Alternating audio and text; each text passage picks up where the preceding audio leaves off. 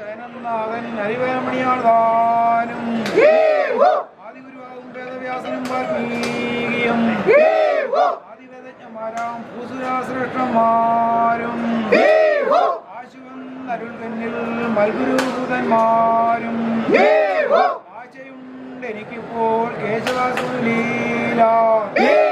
ആശയായുള്ള ഭാഷം വേറെ ചൊല്ലുവാൻ ആയതിന്നെനിക്കിന്നിൽ നൽകുവാൻ വന്നിട്ട് ലജ്ജങ്കരമുള്ളിൽ സ്വത്തുകൾ നിന്നിയാതെ സത്തരമനുഗ്രഹിക്കും ശബ്ദബോധം ബുദ്ധിയിൽ തെളിവ് പോരാ